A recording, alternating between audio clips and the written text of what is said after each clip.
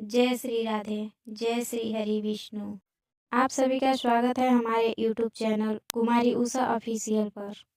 आज हम इस वीडियो में जानेंगे पौष पुत्रदा एकादशी का अत्यंत पावन व्रत, जिसे श्रद्धा से करने से और कथा को श्रद्धा से सुनने मात्र से भगवान विष्णु की विशेष कृपा प्राप्त होती है। आज की यह जानकारी उन सभी भक्तों के लिए है जो संतान सुख, संतान की रक्षा और परिवार की सुख शांति की कामना करते हैं। हिंदू धर्म में एकादशी व्रतों को अत्यंत श्रेष्ठ माना गया है। साल भर में 24 एकादशी आती है, लेकिन पुत्रदा एकादशी संतान सुख देने वाली विशेष एकादशी मानी जाती है। पुत्रदा का अर्थ है पुत्र या संतान देने वाली। इस व्रत को निसंतान दंपति, संतान की इच्छा रखने वाले और संतान के कल्याण की कामना करने वाले श्रद्धा से करते हैं। अब जानते हैं पौष पुत्रदा एकादशी कब है। साल 2025 में पौष मास की पुत्रदा एकादशी 30 दिसंबर मंगलवार को मनाई जाएगी। यह एकादशी पौष मास के शुक्ल पक्ष की एकादशी तिथि को आती है। पारण एकादशी के अगले दिन यानी द्वादशी तिथि को किया जाता है। साल 2025 में पुत्रदा एकादशी 30 दिसंबर को है, इसीलिए इसका पारण 31 दिसंबर 2025 बुधवार को किया जाएगा।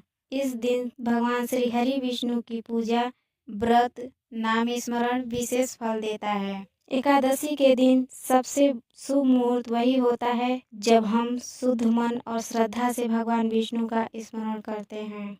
सुबह स्नान के बाद पूजा आरंभ करना अत्यंत शुभ माना गया है। पारण अगले दिन श्रद्धा से किया जाता है, जिसका वर्णन हम आगे विस्तार से करेंगे। अब जानते हैं पूजा में क्या क्या चाहिए। भगवान विष्णु की मूर्ति या चित्र, पीले या सफ़ेद फूल, तुलसी के पत्ते, दीपक और धूप, फल और नैवेद्य, स्वच्छ जल, स्वच्छ वस्त्र। याद रखें, यदि सामग्री कम हो तो भी मन और भाव शुद्ध होना चाहिए। अब हम आपको बताते हैं पुत्रदा एकादशी की पूजा विधि। सुबह जल्दी उठकर स्नान करें, स्वच्छ पीले या सफ़ेद वस्त्र धारण करें, पूजा स्थान को साफ करें और भगवान विष्णु के चित्र या मूर्ति को स्थापित करें। दीपक जलाएं और धूप अर्पित करें। अब तुलसी के पत्ते भगवान विष्णु को चढ़ाते हुए मन ही मन कहें, हे प्रभु मेरी पूजा स्वीकार करें और मुझ पर अपनी कृपा बनाए रखें। इसके बाद भक्ति भाव से इस मंत्र का जप करें, ओम नमो भगवते वासुदेवाय। इस मंत्र का 11, 21 या 108 बार जप करें। अब हम बात करेंगे पुत्रदा एकादशी व्रत के नियमों की। ध्यान रखें, व्रत शरीर से नहीं मन और भाव से किया जाता है। एकादशी के दिन चावल, गेहूँ, दाल, रोटी और अन्न से बनी सभी वस्तुओं का त्याग करें। अपनी क्षमता के अनुसार फलाहार या निर्जल व्रत रखें। भगवान भाव देखते हैं, कठिनाई नहीं। झूठ, क्रोध, निंदा, गाली और विवाद से दूर रहें, किसी का मन न दुखाएं। दिन भर भगवान विष्णु का नाम जपें, नाम स्मरण से व्रत सफल होता है। एकादशी के दिन ब्रह्मचर्य का पालन करें, मन, वाणी और शरीर तीनों को पवित्र रखें। यदि संभव हो तो इस दिन गरीबों को फल, भोजन या वस्त्र दान करें। रात में भजन, कीर्तन या विष्णु नाम स्मरण करें। अब जानते हैं पारण कैसे किया जाता है। अगले दिन सबसे पहले भगवान विष्णु की पूजा करें, फिर जल या फल ग्रहण करें। इसके बाद सादा और सात्विक भोजन करें। इसी को पारण कहा जाता है।